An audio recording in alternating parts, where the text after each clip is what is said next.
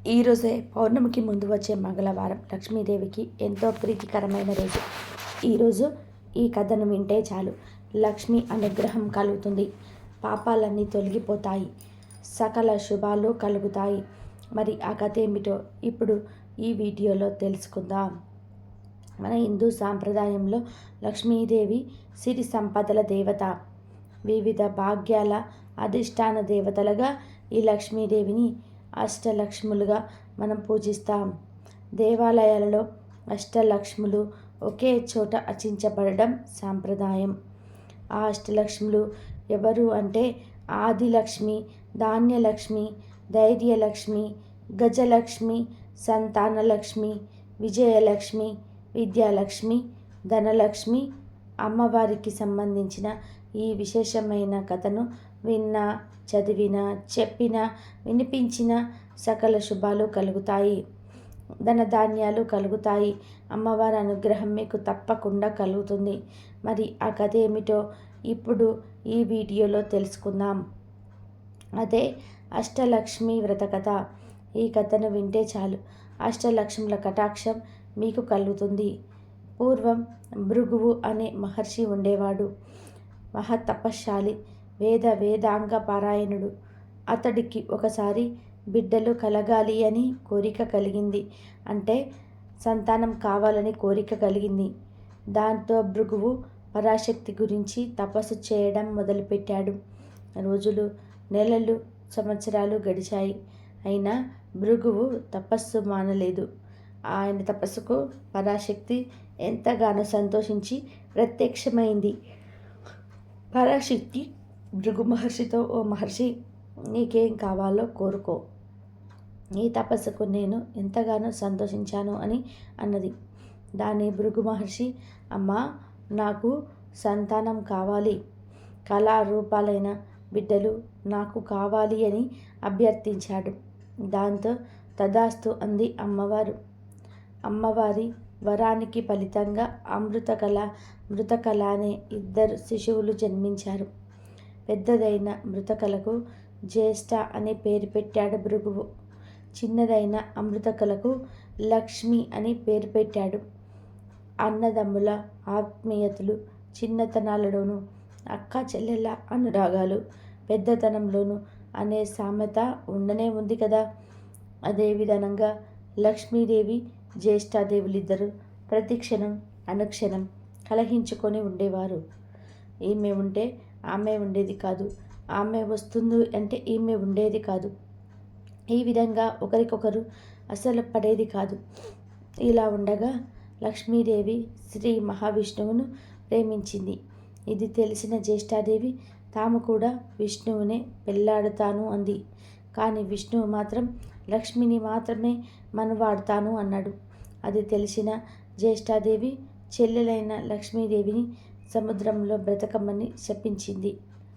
దీంతో అమృత కళ అయిన లక్ష్మీదేవిని సముద్రగతం కావడంతో జ్యేష్ఠాదేవి ఈ భూమినంతా ఆక్రమించుకుంది. ఇప్పుడైతే లక్ష్మీదేవి భూమి మీద లేదో అప్పటి నుంచి జీవకళ నశించిపోయింది. జ్యేష్ఠాదేవి వల్ల భూమి అంతా అంటే మృతకళ వ్యాపించింది. సృష్టి సంభించసాగింది. ప్రకృతి అంతా కూడా గందరగోళంగా తయారైంది.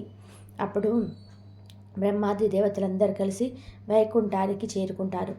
విష్ణువును ప్రార్థించారు. లోకంలో అనేక బీభత్సాలు జరుగుతున్నాయి, ఇవే దీనికి మార్గం తెలియచేయాలి అని ప్రార్థించారు బ్రహ్మాది దేవతలు.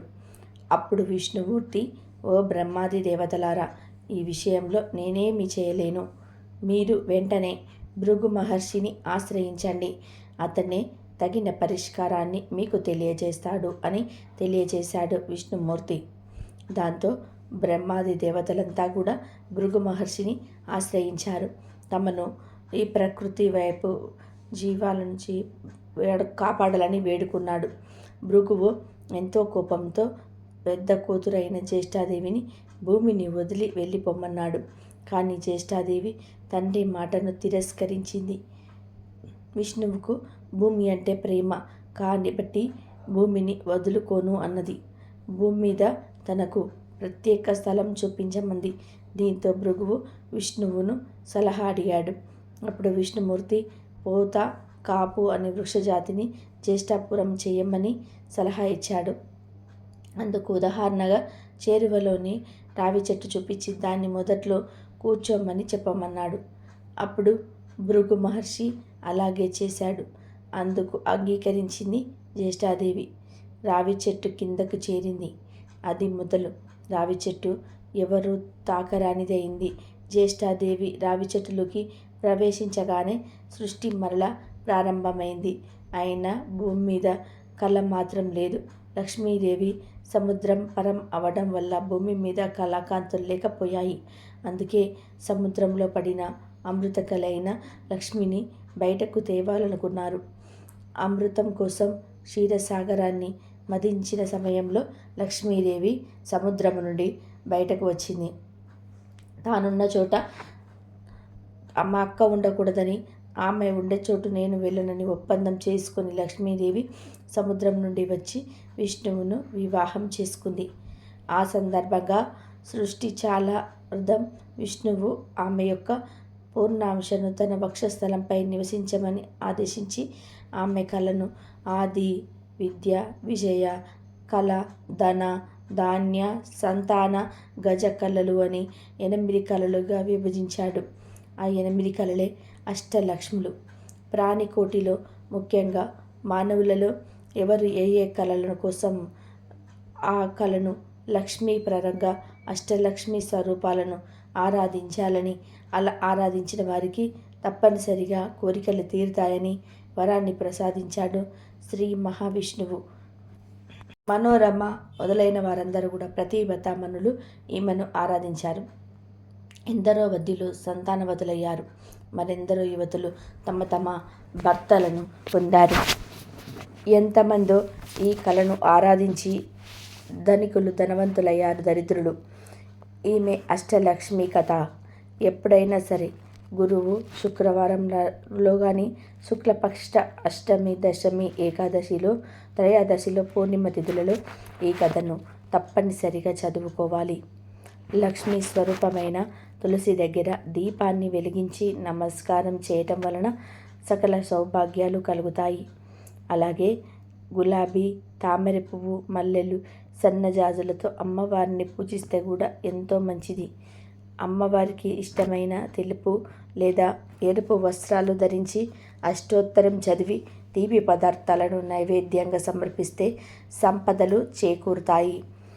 ఎంతో విశేషమైన పవిత్రమైన అష్టలక్ష్మి వ్రత కథను విన్నా, చదివినా, చెప్పినా, వినిపించిన సకల శుభాలు కలుగుతాయి. ఇక పరీక్షలు జరుగుతున్న సమయంలో విద్యాలక్ష్మికి సంబంధించిన ఈ కథను వింటే చాలు. అమ్మవారు అనుగ్రహం వలన పిల్లలు అభివృద్ధిలోకి వస్తారు. పరీక్షలో మంచి ఉత్తీర్ణత సాధిస్తారు. మరి ఆ కథ ఏమిటో ఇప్పుడు ఈ వీడియోలో తెలుసుకుందాం. పూర్వకాలంలో కోసల దేశంలో దేవదత్తుడు అనే బ్రాహ్మణుడు ఉండేవాడు. అతడికి సంతానం లేదు. అందువలన సంతానం కోసం యజ్ఞం చేశాడు. ఆ యజ్ఞంలో ఉద్గాతగా గోవిదుడు అనే బ్రాహ్మణుని నియమించాడు. ఏ కారణం వలనో ఆ గోవిదుడికి ఆ సమయంలో ఏకశ్వాస దిగశ్వాస కావడం చేత మంత్రపఠనంలో చిన్న స్వరభంగమైనది. అందుకు దేవదత్తుడు కోపగించి, ఓరి గోవిల, సంతానార్థమై శ్రవణం చేస్తూ ఉండగా సర్వంగం చేశావేమిటి అని కసురుకున్నాడు. అందుకు అలిగిన గోవీరుడు, ఇంత కోపిష్టివాడికి యజ్ఞం ఎందుకు? స్వరభంగమైతే ప్రాయచిత్తం చేసుకోవచ్చు, అంతేకాని యజ్ఞ దీక్షలో ఉండి ఉద్గాతపై కోపగించడం మహాపాపం. నీకు ఈ జన్మలో కొడుకు పుట్టినా ఉండుగాక, వాడు విద్యారహితుడై మూర్ఖుడవుగాక అని శపించాడు. దీనితో దేవదత్తుడు భయపడిపోయాడు. గోవిదుడు అతడిని శపించాడు, కానీ శాపం తిప్పేసరికి తనకు లేదే అన్నాడు. యజ్ఞం ముగిసిపోయింది. యజ్ఞఫలంగా దేవదత్తుడికి కొడుకు పుట్టాడు. వాడికి ఉతద్యుడు అని పేరు పెట్టుకున్నాడు దేవదత్తుడు. కానీ శాపం కారణంగా అతడు వట్టి మూర్ఖుడు, మగవాడు అయిపోయాడు. మాట్లాడలేడు, చదువు అబ్బలేదు, ఏది అర్థం చేసుకోలేడు. విద్య లేని వారిని ఎవరు గౌరవించరు కదా, అందులోనూ బ్రాహ్మణులు అసలే గౌరవించరు. దేవదత్తుడు ఎంతగా ప్రయత్నం చేసినా కొడుకును తీర్చిదిద్దుకోలేకపోయాడు. విసుగు పుట్టి దేవదత్తుడు ఒక్కగానొక్క కొడుకుని ఇంటి నుండి తరిమేశాడు.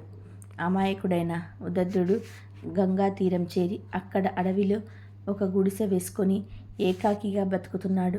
చదువు రానందుకు, పుట్టుకముందే శాపం పట్టినందుకు, అయిన వారు తరమేసినందుకు ఎంతగానో ఏడుస్తూ ఉన్నాడు.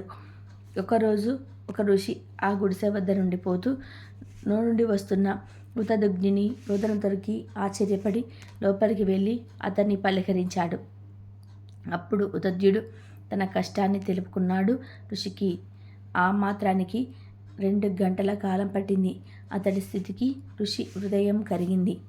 అతడికి ధైర్యం చెప్పి, నాయనా, విద్యాలక్ష్మిని పూజించు అన్నాడు. తనకేమీ తెలియదను అన్నాడు ఉదద్యుడు. అదేమి నిజమే కదా. అందువలనే ఆ ఋషి విద్యాలక్ష్మిని తనే ప్రార్థించాడు. ఈ అమాయకుణ్ణి అనుగ్రహించు అమ్మా అని వేడుకున్నాడు. ఉదద్యుడు ఊ ఊ అని ఏడుస్తున్నాడు. దానికి ఋషి, పోయి ఓయి అని ఏడుస్తావెందుకు, ఏ ఏ అని ఏడువు అని కసిరి వెళ్ళిపోయాడు. వెంటనే ఉదద్యుడు ఊ ఊ అనడం మాని ఏ ఏ అని ఏడవడం మొదలుపెట్టాడు. ఆ అమ్మవారు లీల అదంతా ఎవరిని ఎలా అనుగ్రహిస్తుందో ఎవరికి తెలుసు. పరాశక్తి యొక్క ఏకాక్షర బీజమే ఏకారం. అది ఉదద్యుని ఏడుపులో అంత బిందువైనది. ఉదద్యుడు ఋషిపోక్తుడంటూ మనుషులు విద్యాలక్ష్మిని తలుచుకుంటూ ఏడుస్తూనే ఉన్నాడు. కాలం దొర్లిపోతుంది. క్రమక్రమంగా అతడికి లోక విషయాలు ఎరకబడసాగాయి. అతడిలో నేను అభివృద్ధి సాగినది. అతని ఆలోచనలోని పూజ సర్వస్వంగా అతడి కన్నీరే పాదాభిషేక ద్రవంగా, అతన్ని ఓయేలే జపంగా స్వీకరించింది అమ్మవారు, విద్యాలక్ష్మి అమ్మవారు. కానీ తన అభివృద్ధి కూడా అతడికి తెలిసి వచ్చేటట్టు లేదు. ఇలా ఉండగా ఒకరోజు ఒక దెబ్బతిన్న లేడీ రివ్వున వచ్చి ఉదద్దుడిని గుడిసెలో దాక్కుంది. అది చూశాడు ఉదద్దుడు. లేడీ పిల్ల అయితే కానీ దాన్ని ఏమీ చేయలేదు. తాను మాత్రం గుడిసె బయటకు వచ్చి కూర్చున్నాడు. అంతలోనే ఒక వేటగాడు ఇల్లమ్ములతో అక్కడికి వచ్చాడు. వచ్చి ఉదద్దుని చూసి, అయ్యా, బ్రాహ్మణులకు అసత్యం ఆడకూడదు సుమా. నేను చెప్పింది సత్యమే అని నేను నమ్ముతాను. కాబట్టి నిజమే చెప్పు. నేను వేటాడిన లేడీ ఇటుగా వచ్చిందా? దాన్ని నువ్వు చూసావా? ఎటు వెళ్ళిందో, ఎక్కడికి వెళ్ళిందో సత్యాన్ని చెప్పు అన్నాడు. వేట లేకపోతే ఆ సంసారం ఆకలితో చనిపోతుంది అన్నాడు వేటగాడు. ఉదద్యుడు ధర్మ సంఘటనలో పడ్డాడు. అబద్ధం ఆడకూడదు. నిజం చెప్తే లేడీ చనిపోతుంది, చెప్పకపోతే బోయేవాడి సంసారం పోతుంది అని బాధపడుతూ, ఇలాంటి సమస్య పరిష్కరించడానికి నాకు చదువు లేదు కదా అని లోపలనే బాధపడుతూ ఉంటే శ్రీ విద్యాలక్ష్మి దయ వల్ల టక్కున అతనికి ఒక శ్లోకం వచ్చింది. అప్పుడు అతను ఇలా అన్నాడు. యా పశ్యతి న సాకృతే యా కృతే సాన పశ్యతి ఆహో వ్యాధ స్వకారార్థి కీ పృచ్చతి పునఃపునః. ఓ బోయవాడా, దేనినైనా చూడగలిగిన వాడికి అంటే కనులకు మాట్లాడే శక్తి లేదు. మాట్లాడడానికి అంటే నోటికి చూసే శక్తి లేదు. ఓ బోయవాడా, నేనేదో నా ధ్యానంలో ఉండగా నువ్వెందుకు నన్ను లేడి కోసం పదే పదే అడుగుతావు అని ఈ శ్లోకం అర్థం. తక్షణమే అదృశ్య దేవతలు సత్యం సత్యం అన్నారు. అతడికి సత్యవ్రతుడు అనే బిరుదు ఇచ్చారు. బోయవాడు అతడికి నమస్కారం చేసి వెళ్ళిపోయి అతని గురించి పట్టణంలో చెప్పసాగాడు. మరికొంత కాలానికి ఆ సత్యవ్రతుడే శ్రీ విద్యాలక్ష్మి కృపా కటాక్షాలచే మహాకవి అయ్యాడు.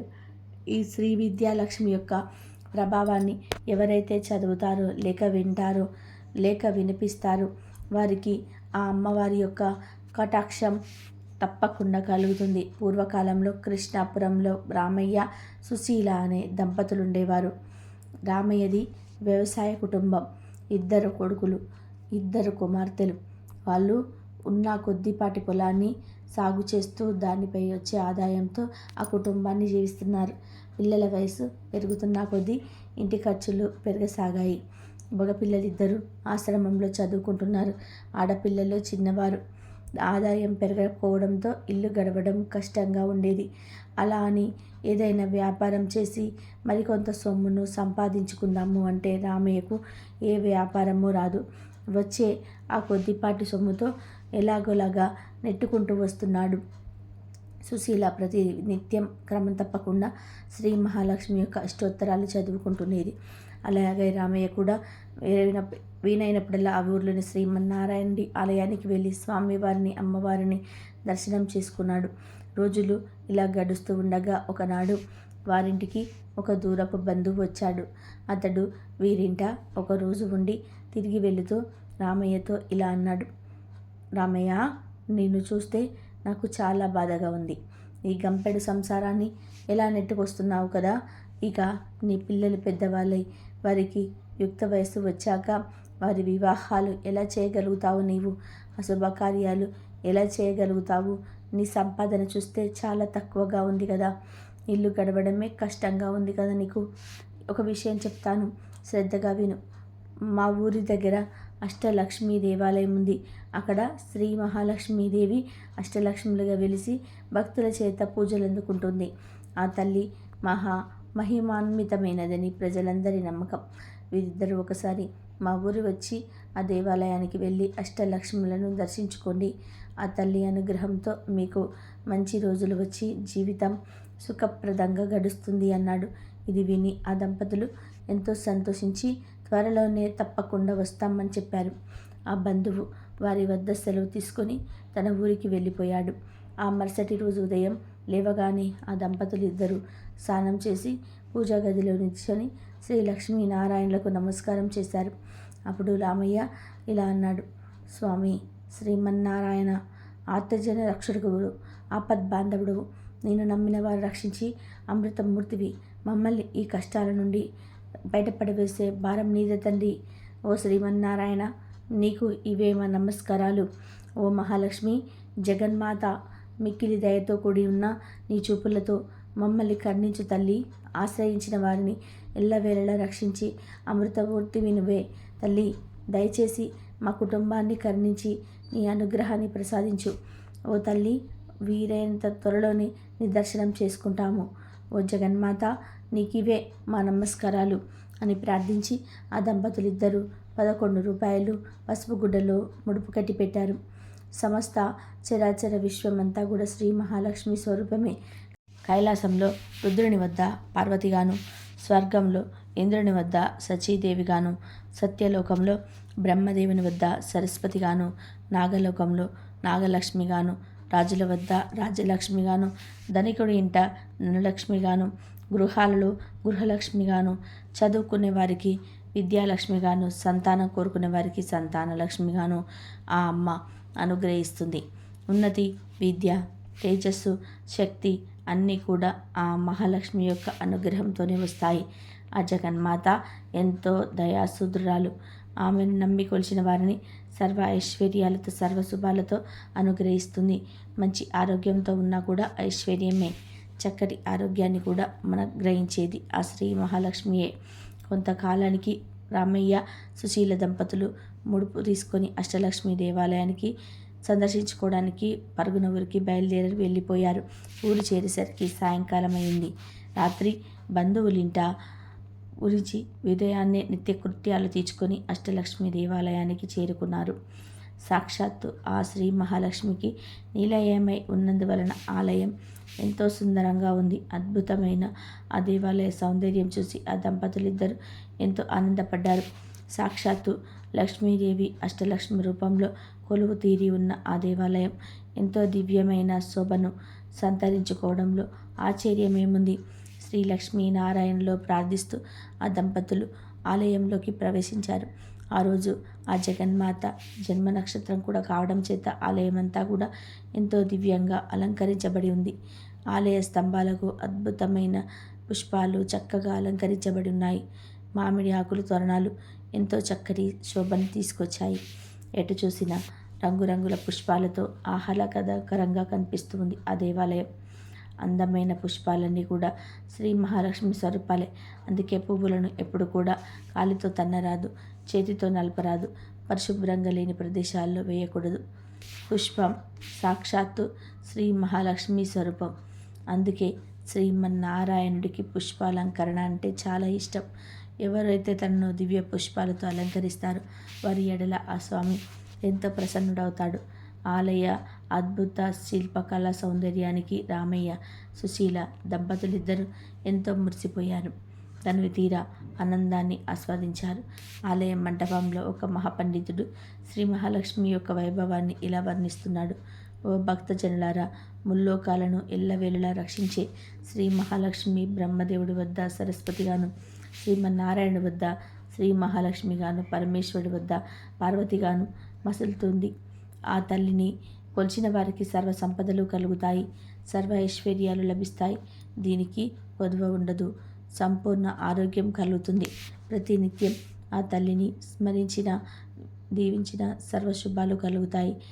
ఆ రోజంతా కూడా అదే జయప్రదంగా నడుస్తుందని చెప్తూ ఉన్నాడు. రామయ్య, సుశీల దంపతులు ఆ పండితులు చెప్పిన ఉద్దేశాలని విని అక్కడి నుండి బయలుదేరి ముందుగా ఆదిలక్ష్మి ఆలయం వద్దకు చేరారు. అద్భుత తేజస్సుతో ప్రకాశిస్తున్న ఆ తల్లికి నమస్కారం చేసి ఆ తర్వాత ధాన్యలక్ష్మి వద్దకు వచ్చారు. ధాన్యలక్ష్మిని ఎన్నో విధాలుగా స్తుతించి తర్వాత ధైర్యలక్ష్మి, గజలక్ష్మి, సంతానలక్ష్మి, విజయలక్ష్మి, విద్యాలక్ష్మి, ధనలక్ష్మిని దర్శించుకున్నాడు. ఎంతో దివ్యమైన దృష్టితో అద్భుతమైన పట్టు వస్త్రాలతో, నగరకాల దివ్య ఆభరణాలతో అష్టలక్ష్ములందరూ కూడా ఎంతో అద్భుతంగా దర్శనమిచ్చారు. రామయ్య, సుశీల దంపతులు అష్టలక్ష్ములను ఎన్నో విధాలుగా స్తుతించి తమను కరుణించవలసిందిగా ప్రార్థించారు. ఆలయం నుండి వెలుపలకు వచ్చే ముందు రామయ్య ఒకసారి కళ్ళు మూసుకొని శ్రీ మహాలక్ష్మి దేవిని ప్రార్థిస్తూ మనసులో ఇలా అనుకున్నాడు. ఓ జగన్మాత శ్రీ మహాలక్ష్మి, నీవు నన్ను కరుణించి అంతులేని ఐశ్వర్యం నాకు అనుగ్రహిస్తే నేను మా ఊర్లో తప్పకుండా అష్టలక్ష్మి స్వరూపాలతో అద్భుతమైన ఆలయాన్ని నిర్మిస్తాను అనుకున్నాడు రామయ్య. అటు తర్వాత ఆ దంపతులిద్దరూ పెరిగి తన ఊరికి చేరుకున్నారు. ఆ మహాలక్ష్మి తల్లి అనుగ్రహం వలన రామయ్య కుటుంబం మంచి అభివృద్ధి సాధించింది. కుమారులిద్దరికీ మంచి చదువులు కలిగి ఉన్న ఉద్యోగాలు లభించాయి. కుమార్తెలకు మంచి వరులతో వివాహాలు జరిగాయి. స్నేహితులు కొంతమంది సహాయం చేయగా రామయ్య 2-3 వ్యాపారాలు ప్రారంభించాడు. ఆ శ్రీ మహాలక్ష్మి తల్లి అనుగ్రహం వలన ఆమె వ్యాపారాలన్నీ కూడా ఎంతో అభివృద్ధి చెందాయి. ఎన్నో లాభాలు వచ్చాయి. చుట్టుపక్కల గ్రామాల్లో రామయ్య అంతటి ధనవంతుడు లేడని ప్రజలు చెప్పుకుంటున్నారు. ఇంత సంపద రావడంతో మనం ఆ రోజు శ్రీలక్ష్మి దేవాలయం కట్టిస్తామని ఆ జగన్మాతకు ఇచ్చిన మాట మర్చిపోయాడు రామయ్య. ధన సంపాదనలో పడి భగవంతుడిని స్మరించడం కూడా మర్చిపోయాడు. తమకు ఇచ్చిన మాట తప్పినందుకు అష్టలక్ష్ములకు ఆగ్రహం కలిగింది. అంతే, ఎంతో వెలిగిపోతున్న కుటుంబంలో ఎన్నో సమస్యలు వచ్చాయి. ఆదిలక్ష్మి అనుగ్రహం కోల్పోవడంతో రామయ్య వ్యాపారం మీద పట్టు సడలింది. తన సరుకు అమ్ముడుపోవడం కష్టంగా మారింది. తాను ఎంత నాణ్యమైన సరుకుని గ్రహించినా కొనేవారు లేక వ్యాపారం నష్టం రావడం మొదలైంది. వ్యాపారాలు ఇలా ఉండగా ధాన్యలక్ష్మి అనుగ్రహం కోల్పోవడంతో పంటలు సరిగ్గా పండలేదు. అకాల వర్షాలు వచ్చి అంతా నీటిలో కొట్టుకుపోయాయి. అటు వ్యాపారం సరిగ్గా లేక మంచి పంట కూడా చేతికి రాక రామయ్య నానా కష్టాలు పడ్డాడు. ఇది ఇలా ఉండగా ధైర్యలక్ష్మి కూడా ఆగ్రహించడం చేత అతనిలో ఇన్ని రోజుల నుండి ఉన్న ధైర్యం కూడా సన్నగిల్లింది. వ్యాపారం దెబ్బతిన్నప్పటికీ, పంట కోల్పోయినప్పటికీ మరలా వచ్చే సంవత్సరం పుంజుకోవచ్చని అనుకున్నాడు. కానీ ఎప్పుడైతే ధనలక్ష్మి కూడా ఆగ్రహించిందో రామయ్య ధైర్యం మొత్తం కోల్పోయాడు. ఏ పని చేయలేకపోయాడు. ఏదో తెలియని నీరసం రామయ్యను ఆవహించింది. కొన్ని రోజులకి గజలక్ష్మికి కూడా రామయ్యపై ఆగ్రహం కలిగింది. అక్కడితో రామయ్య అప్పుల పాలయ్యాడు. తాను ఉన్న ఇంటిని కూడా తాకట్టు పెట్టవలసి వచ్చింది.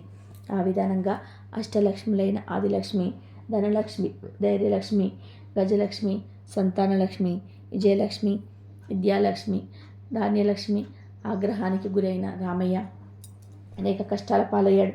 చివరికి ఒకనాడు ఇల్లు కూడా అమ్మి అప్పుల వారి పరమై ఒక అద్దె ఇంట్లో నివసించసాగాడు. ఎంతో వైభవంగా బతికిన ఆ ఊరిలో తను ఎందుకు గుణకారి బికారిలాగా బతకవలసి వచ్చిందని రామయ్య ఎంతో చింతించాడు. ఇదంతా తన పూర్వజన్మ కర్మానుసారం జరిగింది తప్ప తను అష్టలక్ష్ములకు ఇచ్చిన మాట నిలబెట్టుకోనందుకు ఇలా జరిగిందని గ్రహించలేకపోయాడు రామయ్య. కాలం ఈ విధంగా గడుస్తూ ఉండగా ఒకసారి ఆ ఊరికి ఒక సాధువు వచ్చాడు. అతను ఎంతో మహిమ గలవాడని, ఎవరి జాతకమైనా ఎంతో నిప్పుచ్చిగా చెప్పగలడు అని ఊరంతా చెప్పుకున్నారు. ఆ మాట విన్న రామయ్య దంపతులు ఒకరోజు ఆ సాధువు వద్దకు వెళ్ళి తమ పరిస్థితిని విన్నవించారు. వీరి మాటలన్నీ సావధానంగా విన్న ఆ సాధువు కళ్ళు మూసుకొని కొద్దిగా ధ్యానం చేసి ఏదో గుర్తించిన వాడై ఇలా తలచి రామయ్య దంపతులతో ఇలా పలికాడు. నాయనలారా, మహాలక్ష్మీదేవి యొక్క అనుగ్రహం కోల్పోవడం వలనే నీకు ఈ గతి పట్టింది. నీవు ఒకసారి నీ బంధువుల ఊరు వెళ్ళినప్పుడు అక్కడ ఉన్న అష్టలక్ష్మి ఆలయానికి వెళ్ళి ఆ తల్లిని అందరినీ దర్శించి వారికి ఒక అద్భుత ఆలయం నీ ఊళ్ళో కట్టిస్తామని మొక్కుకున్నావు. కానీ ఎంతో ధనం సంపాదించిన తర్వాత కూడా నీవు కాలక్రమేణా ఆ మాట మర్చిపోయావు. ఆ తల్లులందరూ నిన్ను అనుగ్రహించటం వలనే నువ్వు వ్యాపారంలో ఎన్నో లాభాలను గడించావు. నీ పంటలన్నీ కూడా ఎంతో ఎక్కువగా దిగుబడినిచ్చాయి. కానీ నీవు ఈ విషయం గ్రహించక ఆ అష్టలక్ష్ములను మర్చిపోవడం వల్ల అష్టలక్ష్ముల ఆగ్రహానికి గురయ్యావు. ఆడిన మాట తప్పటం వల్లనే నీకు ఈ గతి పట్టిందని అన్నాడు. అప్పుడు రామయ్య ఆ సాధువుతో, స్వామి, ఇప్పుడు నాకు గుర్తుకు వచ్చింది.